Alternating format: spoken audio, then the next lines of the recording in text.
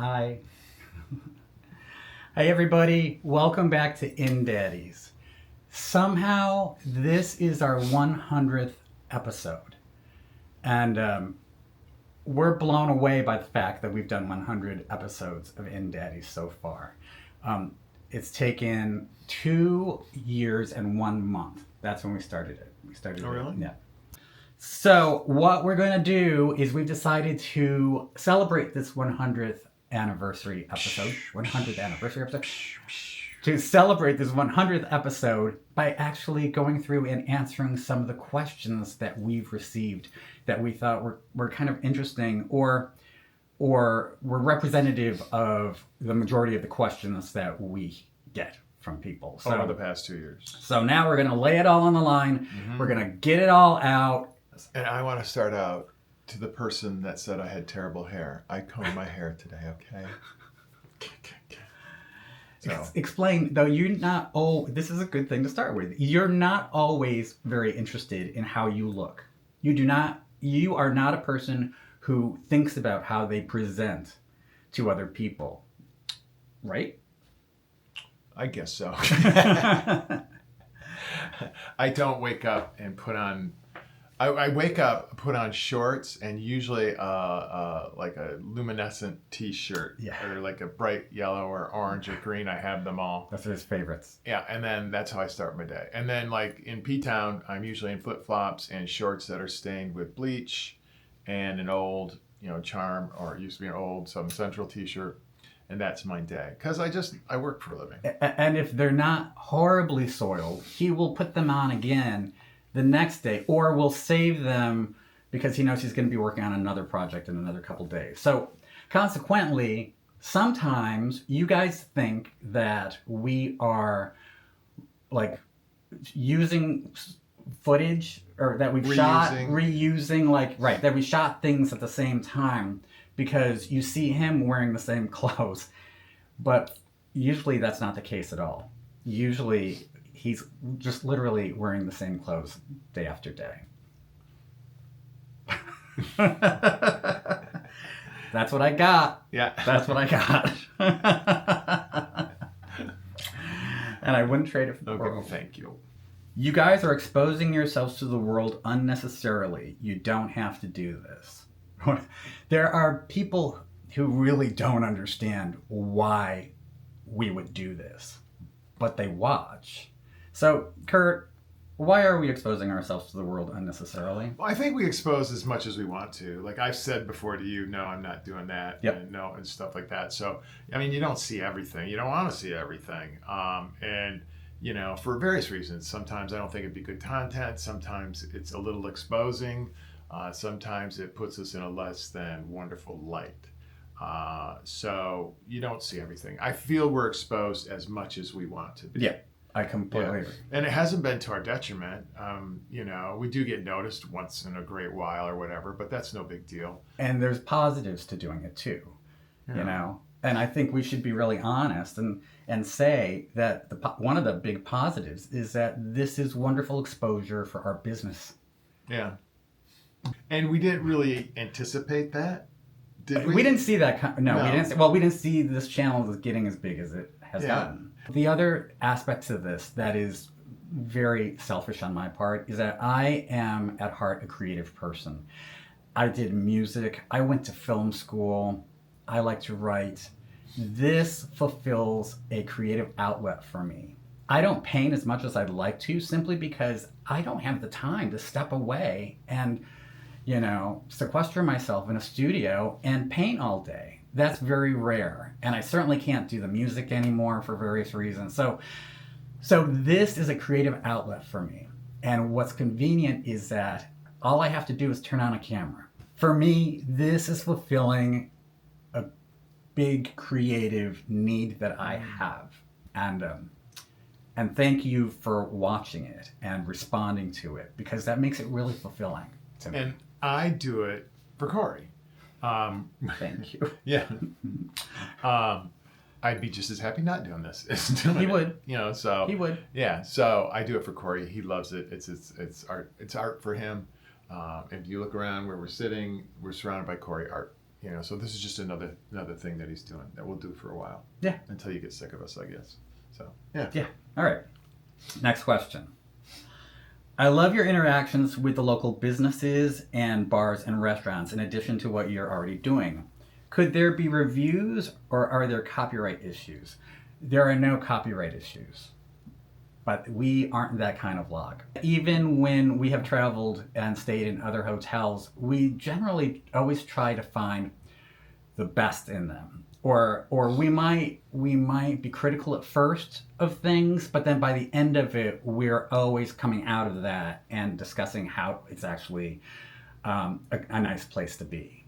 So, and you'll notice in P-Town, we only go to the places that we like. So if you were looking for places you want to go to, just look at the places we've been. Yeah. There's places that we don't go to for various reasons. And, so... And there are various reasons, but just look at them and see the ones we like.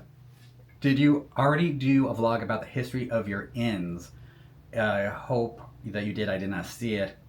Of course, we don't own 7 Central anymore, so we're not likely to go back and talk about that. However, Charm has a really interesting history because it was a kit house. It's one of I think there's 2 kit homes in Provincetown, and Charm is one of them. And not only that, the people that have run it. Oh, the characters. One of them died in there. I would definitely want to do something about Lenny Paoletti. Yeah.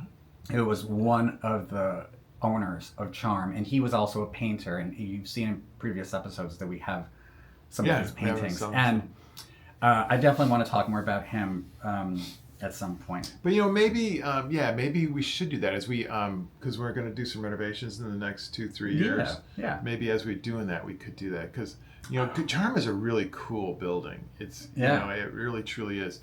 What do you do in Florida? Just act retired or what? No. Maybe a little bit. But you go ahead.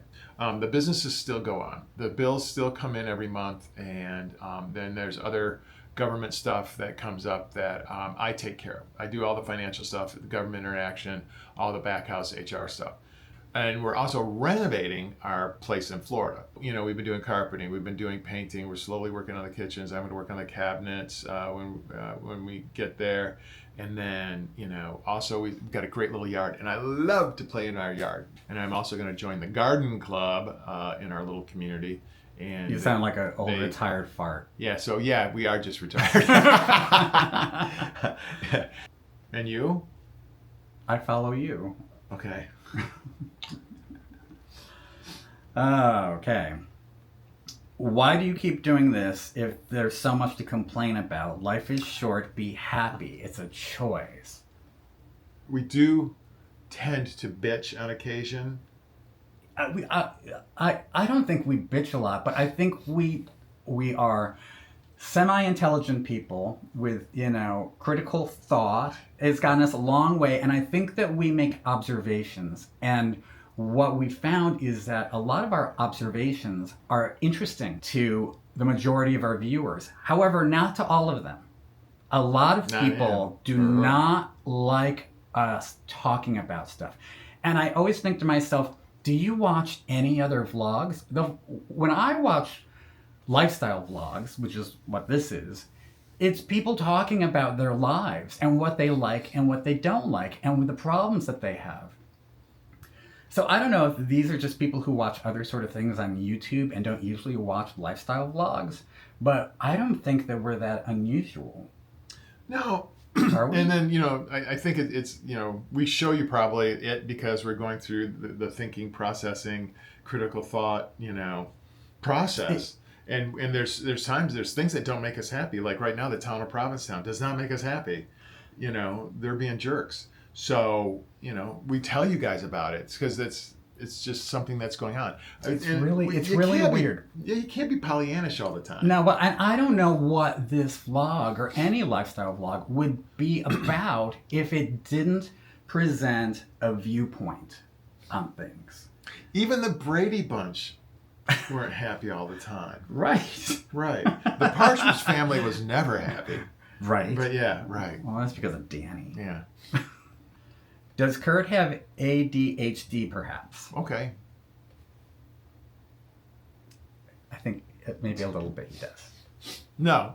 Maybe I do, maybe I don't. But what you guys don't see is all the crap that's going on around us. Like when we were on the front porch of 7 Central, there's always crap going by. There's guests that are coming back, and you want to make sure they're okay. There's people going up and down the street. There's a sound that doesn't sound right. If I hear water, so there's always stuff going on. And people have to remember that we're always coming off of stuff. We're always trying to find a time to be able to do this. So we're always coming off stuff and saying, okay, let's vlog. And then we stop this, and then we go into another project. So we're on, and then we vlog, and then we go back on. Right. So we're at a heightened sense of awareness. Or right. I think that I'm a little bit better at being able to focus on these sort of things, and he is not good at that. He's always thinking about the next thing. So he gets fidgety. So maybe that's ADHD. I think maybe it is. Okay. Maybe. All right, so I have it. Okay. How come you don't provide the date during the intro? Because you guys get mad. Yeah. If something's more than 5 minutes old, we have gotten so many negative comments. Yeah. We're sorry about the fact that we can't have a quick turnaround. And a lot of vloggers can. A lot of vloggers put out stuff every week, and it's what they did the previous week. I wish we could do that. We don't have the time. I mean, we can shoot footage, but then I don't have the time to edit these. It takes a long time to edit them. And so sometimes consequently you're seeing stuff that happened a month ago, a month and a half ago. This video was filmed in September 1974. Why are you choosing to sell 7 Central and not Charm? Because it's a quality of life issue. I think overall, if you wanted to put an umbrella under all the decisions underneath it, 7 Central is a young person's game. It has 13 rooms, and it is kind of nonstop. So, and it was just the right time because we are in our early 60s, and we just every year that we got closer to our 60s, and got up at 6 o'clock and unlocked the doors for the staff, and then had lockouts, and then had madness going on, and had to recover from that. It kind of wears on you. And also, Charm has housing, and so if we sold Charm, it has employee housing. There were 3 employees that were at 7 Central that would be homeless, so it just made sense. So I think those are the major things. And the market was right. The market was right for a larger inn, to sell a larger inn because of things happening in P-Town. Smaller inns, I hate to say it, are probably going to go single family or condo, and we're going to hold on to Charm as long as we can so that doesn't happen. Yeah, definitely. The timing was right. There was a lot of interest in larger guest houses right now, and so we wanted to get on that while it was hot. Yeah, so everything kind of aligned. And the guys that ended up buying 7 Central are great guys. Elliot and John. Yeah. So if you guys, if you go, stay with them, they're gonna be good. Elliot has got a little bit of experience at a really nice place in the Carolinas. When we went over there, part of our deal with the closing was a little bit of training and so forth. And so Cory and I drove over there from Charm, and I just got a big smile on my face. They drove a pickup truck, and they were covered in paint, and I'm going, oh my God, these are the perfect people. They're not little prima donnas. They're gonna work at this hard. And there are so many companies buying up stuff in Provincetown, and we didn't want to sell to a corporation. No, we wanted to sell to the next Curt and Cory, and that's who Elliot and John are. It worked out so well. Right. Now it worked out perfectly the way what we wanted worked out. I don't know how Ellie and John feel, but now the first year is tough, as we know from experience. Yep. The first year is tough, so we wish them the best, and we're there for them to help guide them if they need us. But we really think that they're going to be fantastic, and are the right people to take that property into the future. Yep, to the next step, next level. Next question? Yes, next question. What area of Florida are you guys at? Well, Central Florida. That's it. That's all you get. And we'll tell you why. We have no privacy in Provincetown. We are pretty exposed, to tell you the truth, and that feels uncomfortable sometimes. But we do it willingly. To go Right. back to an earlier question, we do it willingly. Right. So down here, we don't want people to know where we live. We don't want people to know as much about what we do. This is our private place, and we're going to keep it that way. We live in a double wide, and we bought a double wide because we couldn't afford a house in Florida, and we couldn't find any place in Florida that we really liked that much and still be close to his mom. So don't be thinking we're living in a mansion or something down here. We don't. We didn't have the money to do that. I think a lot of people think certain things about us and what we have or don't have, and most of that thinking is completely wrong, wildly wrong. So we're living in a double wide in Trailer Park in Florida. Where are you two from?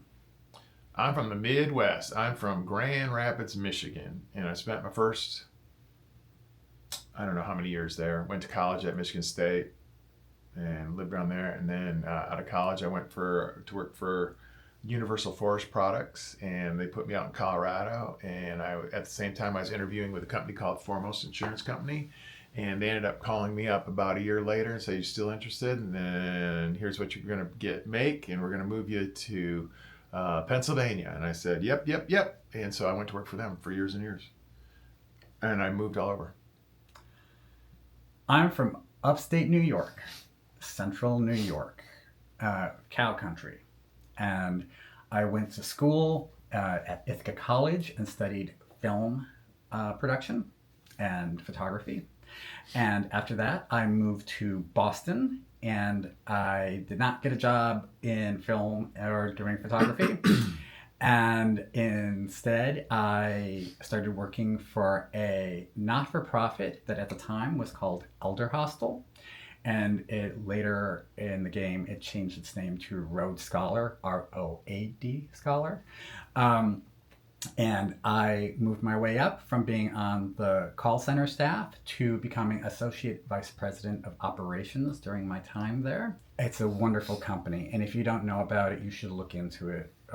Look up Road Scholar, ROAD. Travel experiences for older adults, not adults. Seniors, just for older adults.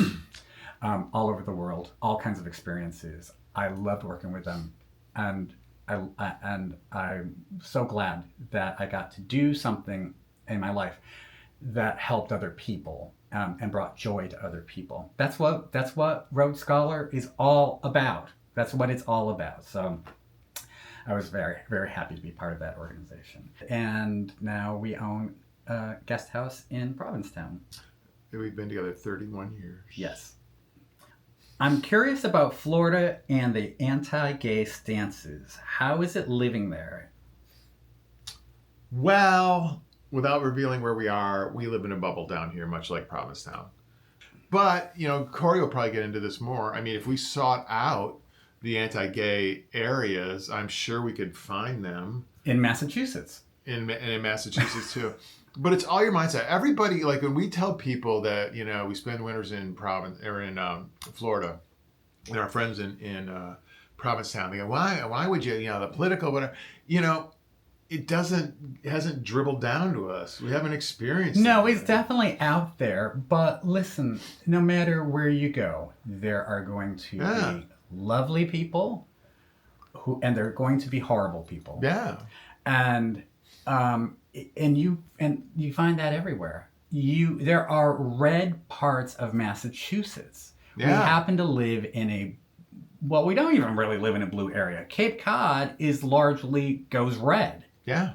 Right? It's just Provincetown that isn't. So there's too much of this us against them. And we end up talking about this a lot. There's way too much of that. There's just us, folks, and we have different opinions on things, but we all have to get along. And if you're one of those people who can't find it in your personality and in your heart to be able to get along, then you are the problem. You're the problem. You have to accept that people are different.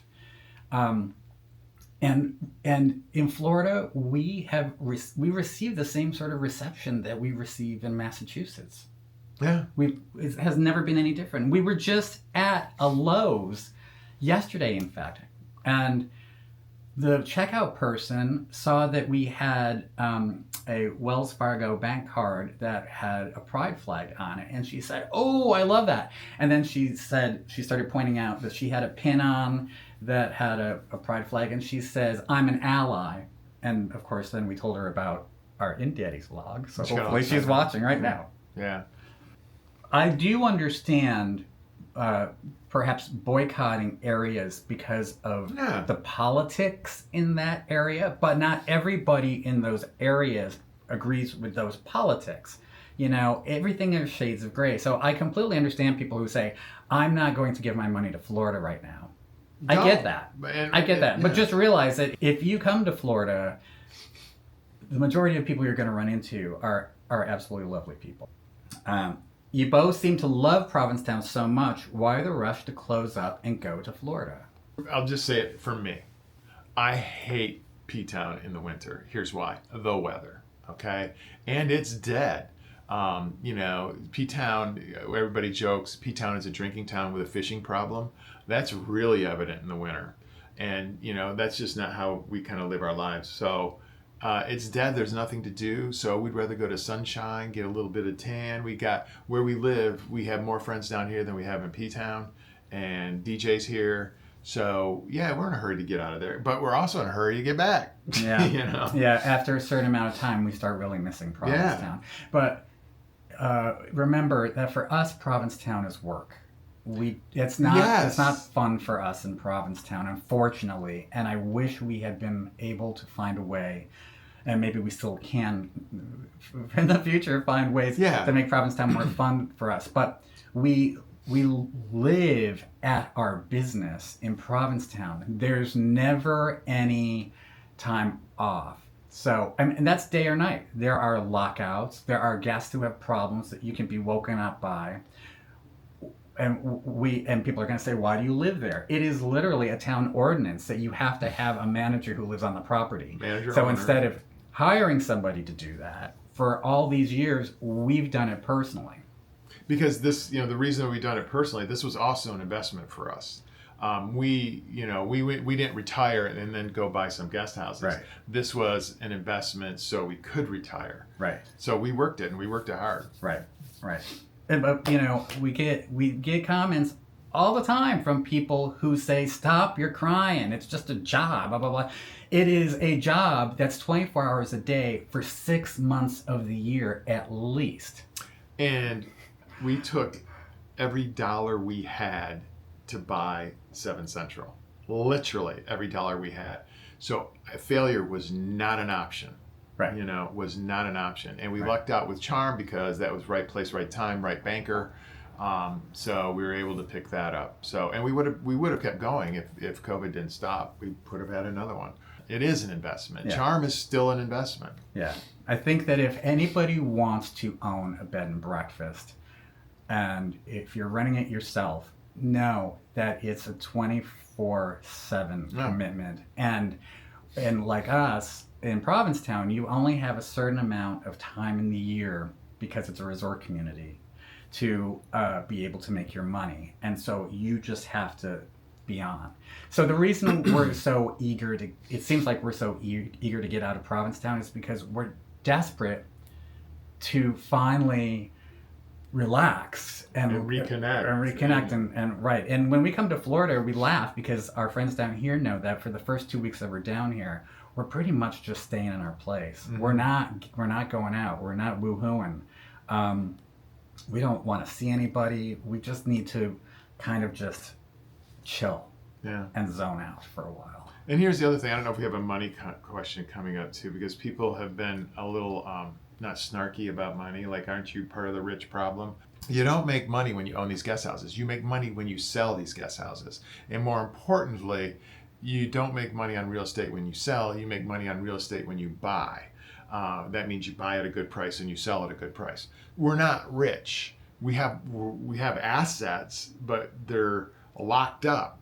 You know, we can't get to them. It's not. We're not liquid. So we are fortunate. But we're fortunate. We're comfortable. We're fortunate. But we shop sales like everybody else. Yeah, you know? And I think unless you saw this episode, people don't know that it's not like we had cash that we bought these guest houses with. We literally sold everything that we had in Boston and put our retirement savings into 7 Central, into being able to buy 7 Central. And it was a risk, and we knew it was a risk. Okay. What's the weirdest thing your guests have left behind? Sex toys.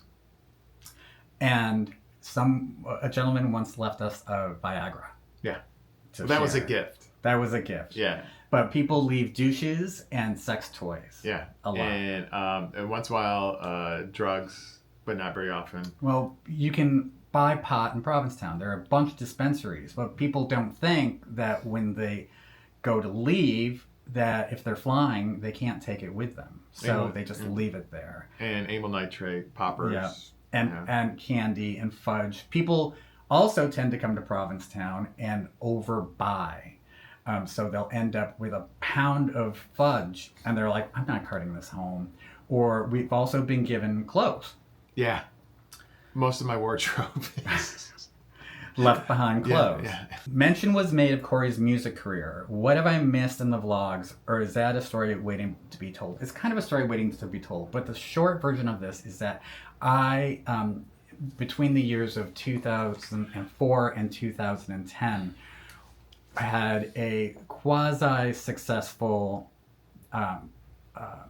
music career. Yeah, career. It wasn't a career because I was working full-time. Writer, producer. Yeah. So I was a writer and producer of dance music and club music. And I was on the Billboard chart, and I had a fair amount of luck with licensing my music. So you would hear my stuff in Abercrombie & Fitch and The Gap and stuff like that. We also heard a remix of you in an elevator one time. Yeah. Yeah. But it's kind of cool to walk. You made it. It's kind of, I have to say, it was kind of cool walking into nightclubs and hearing something that I wrote and produced being played in it. That was really fun. Yeah. Right? But it was short-lived. I would still like to do music, but if I don't have the time to paint and I'm doing this vlog and the businesses, it's not something. And his vocalist now lives out in Utah and is a mommy. Jennifer Rivers. Shout out to Jennifer. Love you. All right.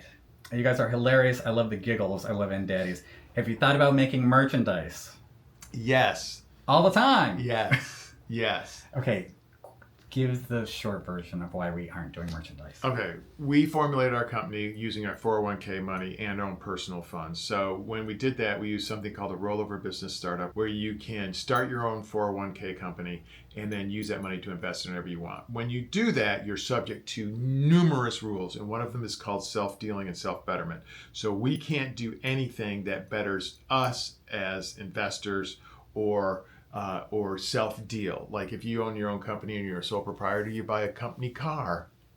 Can't do that. So we can't sell merch because we're talking about our business, and that is self-dealing in a way. But if we're overtly selling merch, then that's over the line, and we would do something called a prohibited event, a prohibited transaction. So why can we do InnDaddies? So we can do InnDaddies because it's marketing the business. This is to the benefit of the business, not so much to us. Curt and Cory.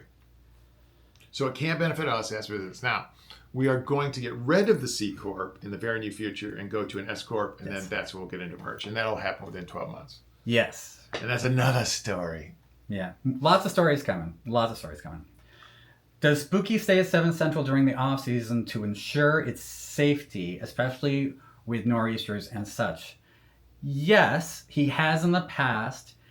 Gigi also has done it. John has done it. Luis has done it. Not at 7 Central, but John and Luis have stayed at Charm. We always had somebody staying at the guest each. houses. Yeah. And now, of course, with only Charm, we'll have somebody at Charm too, because Gigi and John actually live at Charm. So we're not kicking them out in the winter. And, Spooky loves staying there, even though he moved out. He was a resident. He moved out to housing. But he runs a sweatshop out of one of the rooms every winter. It's a sweatshop with one person in it. Yeah, it's just him. But he makes all of his costumes for his show in the summer. So all those are being made, usually in room 3 at 7 Central. Now he'll move that over to Charm because you can't do 7 Central no more. We fully expect that Spooky will be setting up his sewing shop and costume department at Charm next winter. Shiny beads everywhere. Why don't you just move? That's what people do when they age or need to change. Obviously, this is an environment for young men, and it only makes you feel worse being there. It's pretty clear what your future should be, guys. So this comes from an episode that we did, which was our most watched episode, about growing older in a gay resort town. And a lot of people misconstrued what we were saying in that and thought that for some reason we were unhappy in Provincetown. And I don't understand where that came from. So that's absolutely not the case. We love living in Provincetown, and the problem is we love living in Provincetown, but Provincetown is just hard to live in for various reasons. That's what that was meant to be about. Not that, we don't like this place. We love Provincetown. It had more to do, and I think they may be misinterpreted, and that's where this question comes from. It had more to do with what happens to people when they age in a resort town. Not, oh, this sucks, this sucks, this sucks. It wasn't a bitch session at all. It was just, this is what happens. And you could extrapolate that to this is what happens in over here and over here. And I think that's why it was watched so much, is people go, oh my God, I experienced those same things. So that's how it was meant. Sorry, it was interpreted differently. A lot of people misinterpreted it. Yeah.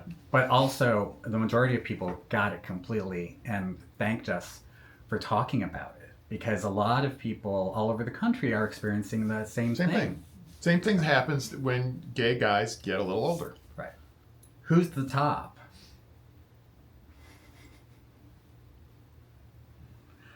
Next question. Do you really get so much business through Airbnb that it's worth it? Yeah.